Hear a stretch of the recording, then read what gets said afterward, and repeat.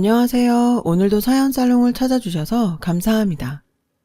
현재 남편하고 아기 한 명 키우며 살고 있는 세 식구의 아내이자 엄마입니다. 딸은 유치원 다니고 있는데 원래 제가 회사 다니다가 출산하고 나서 휴직계를 몇 년을 냈었어요. 회사에서 먼저 복직을 하지 않겠느냐고 제안을 하더라고요. 육아휴직하면 복직하는 게 쉬운 일이 아닌데 참 잘된 일이죠. 딸도 이제 어느 정도 의사소통하고 말도 알아들으니까 유치원에 보내고 저는 복직을 했습니다. 유치원이 오후 3시 정도에 끝나요. 그럼 제가 데리러 가지 못하는데 그런 저를 대신해서 딸을 데리러 가시고 제가 퇴근해서 다시 딸을 데리러 갈 때까지 딸을 보살펴 주시는 정말 너무 감사한 분이 계세요. 바로 제 시아버님이십니다. 시어머니는 몸이 좋지 않으셔서 남편 21살에 먼저 돌아가셨고 하나뿐인 아들만 보고 사시다가 손녀를 보신 게 정말 행복하시대요. 제가 휴직하고 있는 중에도 틈틈이 오셔선 집안일 다 해주시고 아기 봐주세요. 지금도 주말에 내가 유진이 볼 테니까 너희들은 데이트 좀 하고 와라 하시면서 딸을 돌봐주십니다. 사실 아버님도 아직 일을 하고 계세요. 그런데 아버님 하시는 일이 출퇴근이 비교적 자유로우세요. 자기가 원한다면 일할 거리들을 집에 가져와서 재택근무로 할 수도 있는 일이라서 딸을 이렇게 돌봐주실 수 있는 것이죠. 그래도 일하시는데 시간 뺏고 쉬실 수 있는 시간 뺏는 것 같아서 제가 달마다 돈을 드리려고 했습니다. 그런데 펄쩍 뛰면서 거절하시더라고요. 원래 아빠들은 딸이 조금이라도 덜 힘들길 바라는 거야. 내가 손녀딸 재롱 보려고 그러는 것도 있지만 가장 큰 이유는 우리 딸내미 힘든 거 덜어주려고 그러는 거니까 거기에 대해서 너무 마음 무겁게 가지지 말어. 아버님 말씀에 저도 가슴 한켠이 찡해졌어요. 저랑 아버님은 아버님 말 맞다나 시아버지와 며느리 사이라기보다는 정말 아빠와 딸 같은 그런 사이입니다. 저도 아버님이 아니고 아빠라고 부르고 아버님도 진짜 딸처럼 저를 대하세요. 저와 아버님이 이런 사이가 된 계기는 특별한 이야기가 있어요.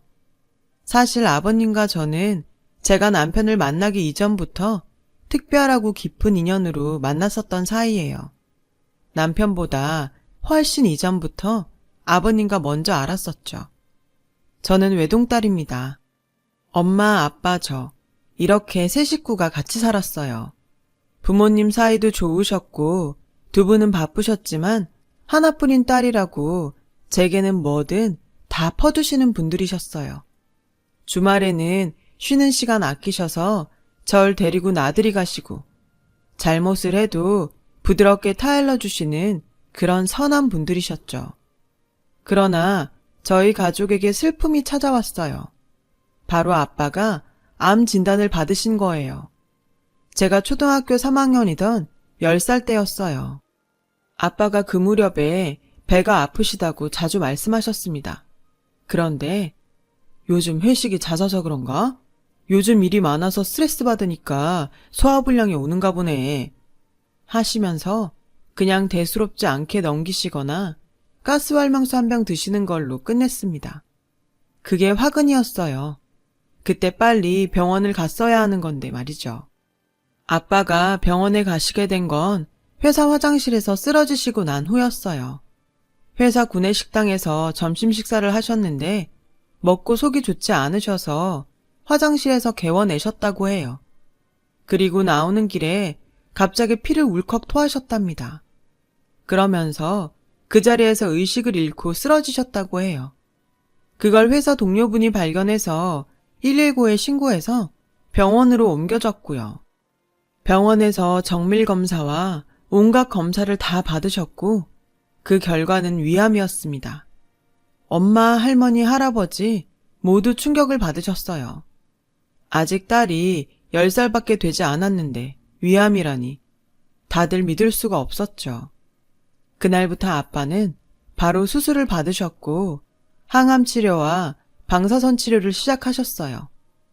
항암 치료는 그 치료보다 약의 독함과 부작용이 정말 고통스러운 치료입니다. 더군다나 위암이셔서 먹는 것에도 극도의 제한이 걸려서 정말 힘들어 하셨죠. 아빠는 몇 달 새에 살이 15kg 이상 빠지시고 저보다도 더 말라가셨습니다. 피부는 창백해졌다가 누래졌다가를 반복했고 드라마나 영화에서 나오는 암 환자들처럼 머리카락이 빠지기 시작하셨어요. 결국 아빠는 엄마에게 자신의 머리를 밀어달라고 부탁하셨어요. 삭발을 한 아빠의 모습을 본 날 아빠는 저를 놀라게 하지 않으시려고 일부러 환하게 웃으시면서 아빠 빡빡머리다. 빡빡머리 웃기지? 하고 농담을 건네셨습니다. 그러나 저는 아빠가 머리를 밀고 나자 우리 아빠가 정말 암에 걸렸구나 라는 게 실감이 나서 눈물이 났어요. 아빠는 당연히 회사에도 잘 못 가셨죠. 할 수 있을 때까지만이라도 일을 하시라고 하셨지만 투병 중에 어디 쉬운 일이었겠어요. 결국 엄마가 회사에서 근무 시간을 늘리셨습니다. 다행히 엄마 회사도 꽤 큰 회사라 엄마는 걱정 없이 열심히 일하신 대로 벌 수 있었어요. 병원비도 보험과 모아둔 돈으로 해결이 가능한 비용이었고 할머니, 할아버지도 도와주셨습니다. 주위에서는 그래도 아직 젊으니까 열심히 치료받으면 다 이겨낼 수 있어 라고 늘 위로했죠. 아빠는 정말 열심히 치료를 받으셨어요. 위를 반 이상 드러내는 끔찍한 수술과 독하디독한 항암 치료를 건디시면서도 늘 저를 챙기셨고 저를 사랑해 주셨던 우리 아빠였어요. 이미 중기를 넘어선 상태에서 발견이 되었기 때문에 의사들은 아빠가 얼마 버티지 못할 거라고들 말했어요. 하지만 아빠는 자신이 가진 모든 힘을 쏟아부어서 투병을 하셨죠. 모든 의료진이 놀랄 만큼 기적적으로 3년을 버티셨습니다. 제가 6학년이 될 때까지요. 하지만 그 해를 넘기지 못하셨어요. 제가 아빠에게 아빠, 내 졸업식 꼭 와야 돼. 초등학교 졸업식은 유치원하고 달라. 꼭 엄마랑 같이 와야 해. 라고 늘 신신당부했고 아빠는 갈게. 아빠가 사진 많이 찍어줄게. 라고 웃으며 대답하셨었어요.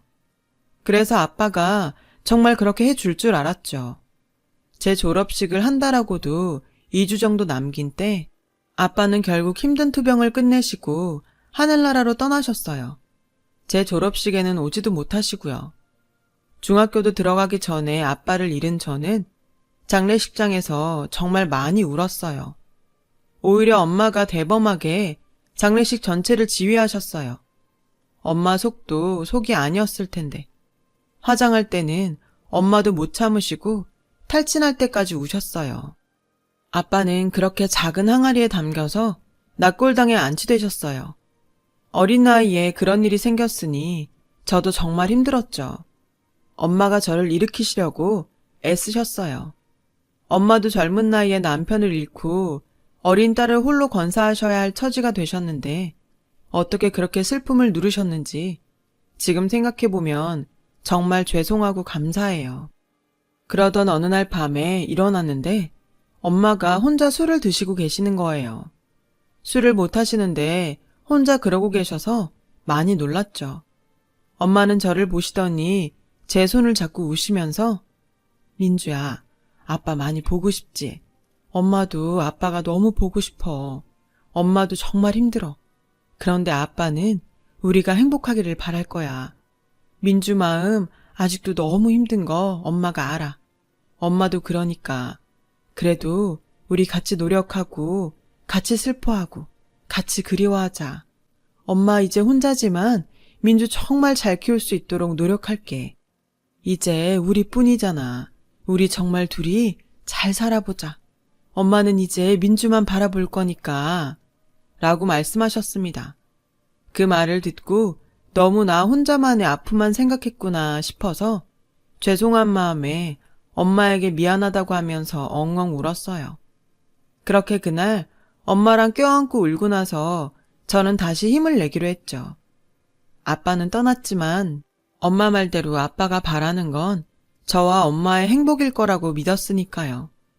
집안이 아주 가난하고 형편이 어렵진 않았지만 엄마는 회사에서 보내는 시간을 늘리셨어요.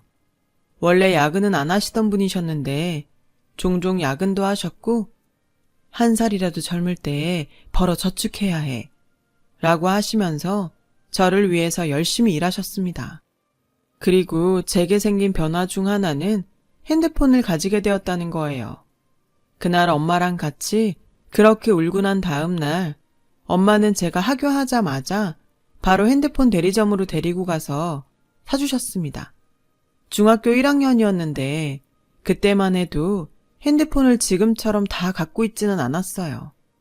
엄마는 이제 너 혼자 집에 있어야 할 때도 더 많을 거고 혹시 무슨 일 생기면 바로 엄마한테 전화해야 돼. 단축번호 1번에 저장해놔. 라고 하시며 사주셨어요. 핸드폰을 사고 나서 저는 아빠가 생전에 쓰시던 핸드폰 번호를 저장했어요. 아빠라고요.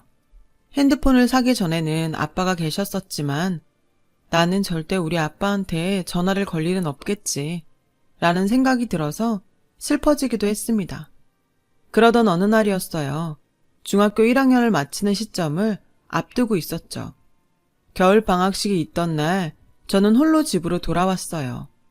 곧 아빠의 첫 기일이 다가오고 있었고 아빠가 보고 싶고 더 힘든 마음에 핸드폰을 들고 아빠의 번호로 문자를 보냈어요.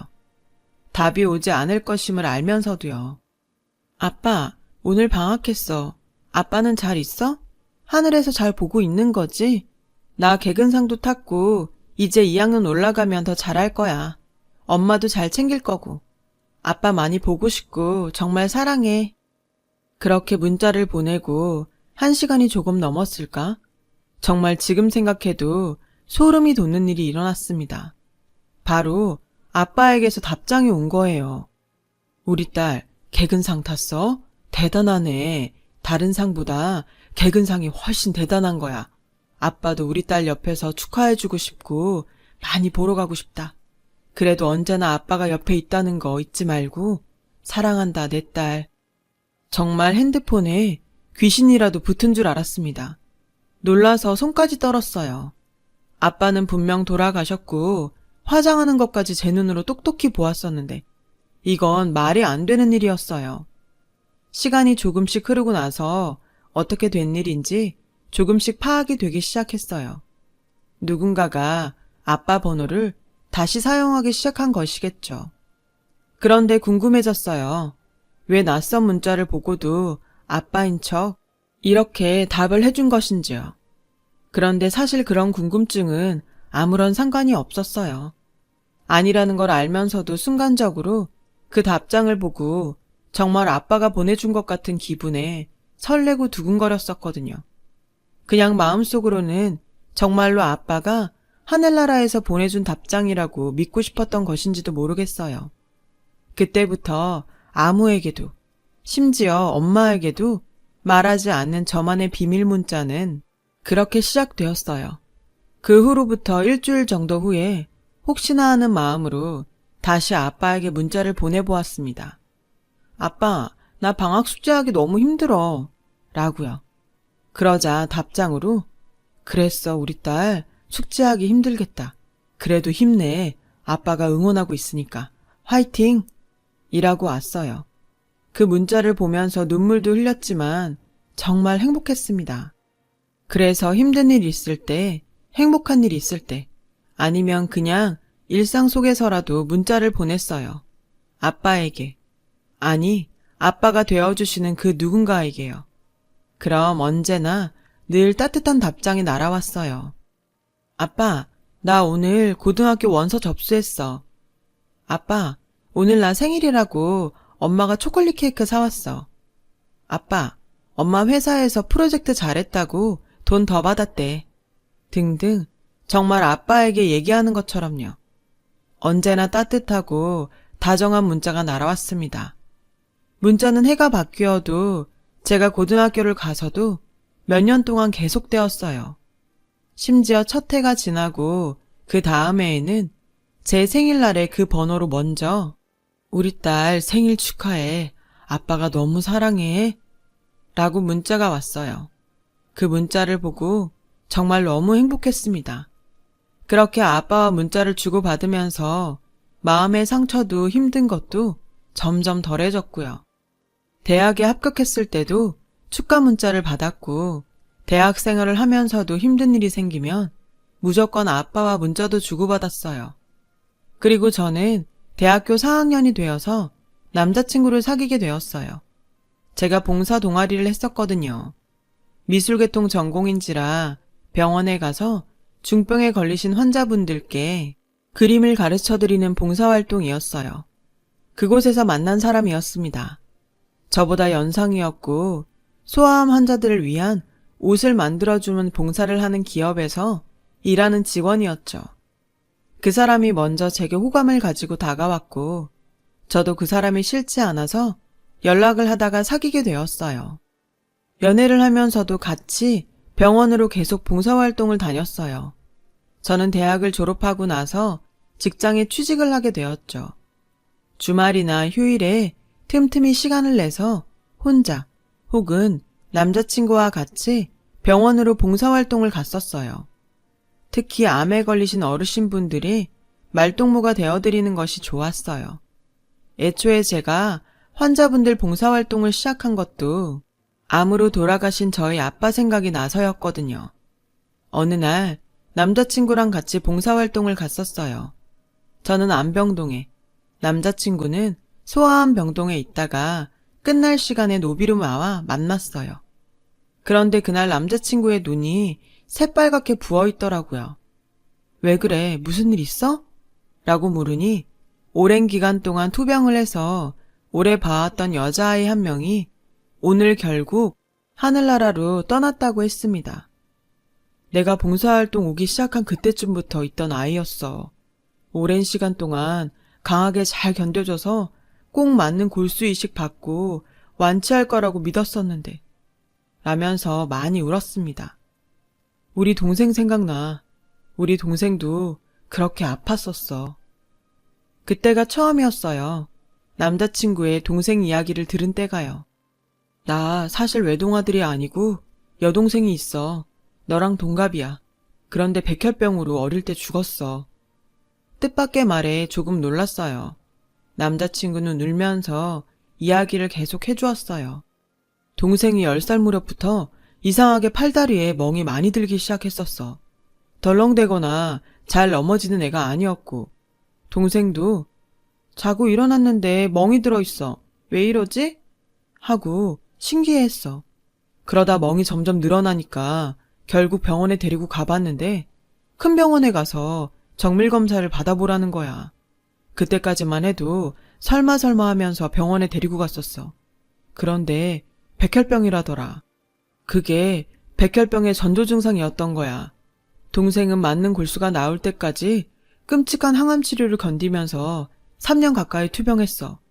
머리가 너무 빠지니까 삭발을 해야 했는데 절대로 그건 싫다고 엉엉 울던 모습이 아직도 눈앞에 서네. 착한 아이였어. 항암 치료하면서도 엄마 아빠 걱정만 했었거든. 그러다 결국에 초등학교 졸업을 앞두고 세상을 떠났어. 동생이 떠나고 나서 한동안 집이 힘들었었어.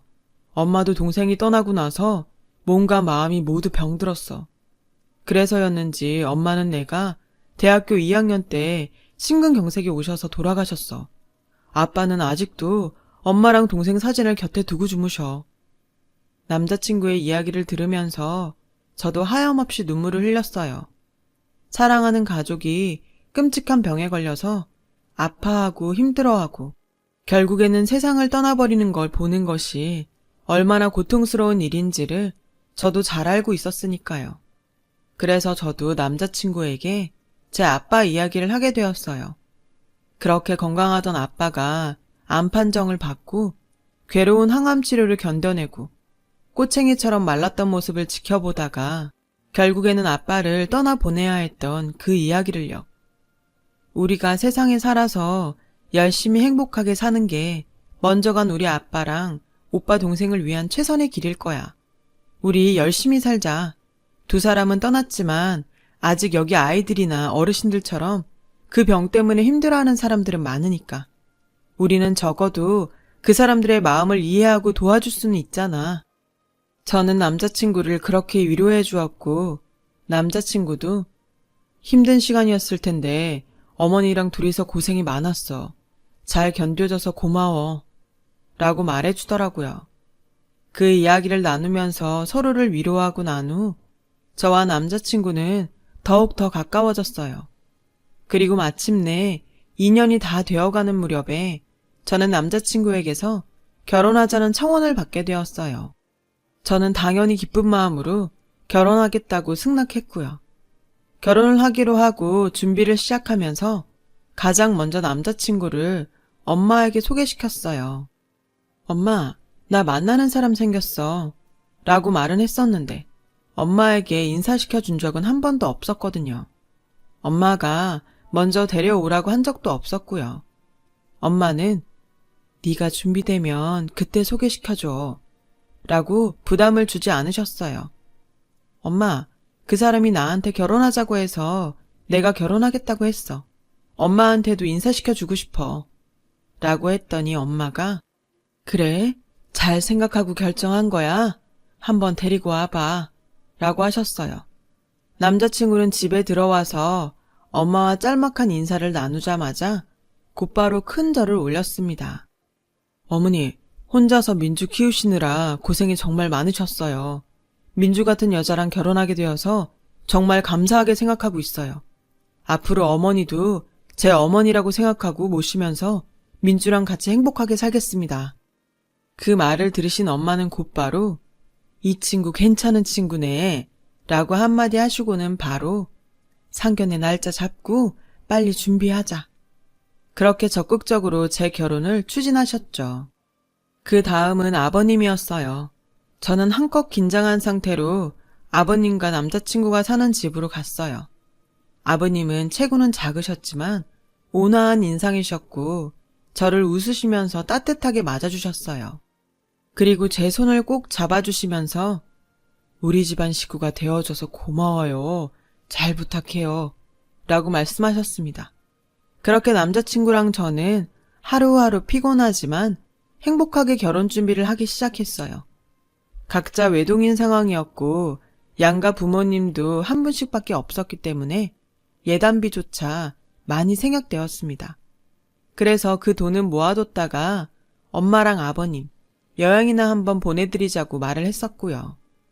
그렇게 결혼 준비를 하나하나 하던 중 청첩장을 받게 되었어요. 주위 친구들과 지인들에게 청첩장을 돌리다 문득 그런 생각이 들었습니다. 지금까지 얼굴 한번 보지 못했지만 늘 저에게 아빠의 마음을 알려주었던 그분이 생각이 난 것이죠. 그분께도 결혼한다는 소식을 알려드리고 가능하다면 결혼식에도 초대를 하고 싶었어요. 직접 얼굴을 뵙고 정말 감사합니다. 덕분에 제가 힘든 시절을 잘 넘길 수 있었어요. 그렇게 감사 인사를 전하고 싶었죠. 그래서 문자를 보냈습니다. 아빠, 나 결혼해요. 그래서 아빠가 결혼식에 와줬으면 해서요. 청첩장을 드리고 싶은데 혹시 만나뵐 수 있을까요? 라고요. 답장을 기다리는 동안 정말 너무너무 떨렸어요. 그리고 마침내 답장이 왔습니다. 우리 딸이 결혼해? 정말 축하해. 좋은 사람한테 가는 거지? 아빠도 너무 궁금하네. 그래, 아빠도 우리 딸 청첩장 한번 구경하자. 라고요. 그렇게 저는 10년이 훌쩍 넘어서 처음으로 아빠를 만나게 되었어요. 약속 장소인 카페로 가는데 정말 너무너무 떨렸어요. 조심스럽게 카페 문을 열고 들어가 주위를 둘러보면서 아빠를 찾았어요. 아빠는 꽃다발을 준비해서 갈 거니까 그걸 보고 찾으라고 하셨죠. 카페를 둘러보는데 한 테이블에 시선이 멈추는 거예요. 구석진 곳에 있는 테이블이었는데 위에 작은 꽃다발이 놓여 있었고 의자에는 정말 저희 아빠와 비슷한 나이대로 보이는 아저씨가 한 분 앉아 계셨어요. 떨리는 발걸음으로 그곳을 향해 걸어갔습니다. 마침내 그분의 얼굴을 제대로 본 순간 저는 너무 놀라서 그 자리에 서 있었어요. 그분은 바로 남자친구의 아버님, 그러니까 제 예비 시아버님이셨거든요. 아버님도 저를 보고 깜짝 놀라시더니 아무 말도 하지 못하셨습니다.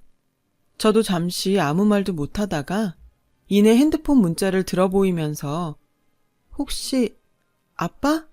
라고 한마디를 꺼냈어요. 아버님은 눈물을 보이시면서 민주가 내 딸이었구나. 민주가 내 딸이었어. 라고 말씀하셨죠. 너무나 기가 막히고 신기한 상황에 저도 아버님도 함께 울었어요. 우리 딸, 그렇게 아픈 것만 보다가 피청 마른 창백한 모습으로 보내고 정말 하루하루 너무 힘들었어. 그런데 너에게서 문자가 온 거야. 나를 아빠라고 부르는 여자아이는 다시는 이 세상에서 못 만날 줄 알았는데 그래서 너에게 그렇게 답장을 보냈다. 혹여나 내 마음에 괜히 또 다른 상처를 줄 수 있지 않을까 걱정했지만 나는 너무 행복했어. 아파서 먼저 간 우리 딸이랑 다르게 건강하게 무럭무럭 잘 자라는 것 같아서 그것도 행복했고 그런데 그 아이가 너였다니. 저는 아버님을 꽉 안아드리면서 아빠, 고마워요. 아빠도 내 아빠예요. 지난 시간 동안 힘들 때마다 아빠의 문자를 보면서 힘냈어요. 라고 말씀드렸어요. 그 후로 모든 이야기를 알게 된 엄마와 남자친구도 정말 놀랐고 엄마는 눈물을 흘리시면서 제 딸을 이렇게 아껴주셔서 감사합니다. 인사하셨죠. 그렇게 저희 둘은 결혼식을 올렸어요. 저는 그 후로도 아버님을 아버님이라고 부르지 않고 아빠 아빠 하면서 딸처럼 지내고 있습니다. 아버님도 그쪽을 훨씬 더 좋아하시고요. 하늘에 계신 아빠가 보내주신 최고의 선물인 것 같아요. 나중에 정말 다음 세상에 있다면 우리 아빠, 저 그리고 우리 두 번째 아빠까지 다 함께 만나서 서로 인사하고 즐겁게 웃으면서 놀고 싶네요. 앞으로 남편이랑 둘이 부모님께 효도하면서 행복하게 잘 살겠습니다. 제 이야기를 들어주셔서 감사합니다. 여러분, 사연 댓글에 응원과 현명한 조언 부탁드려요. 좋아요와 구독은 저에게 큰 힘이 됩니다. 오늘도 좋은 일 가득하세요.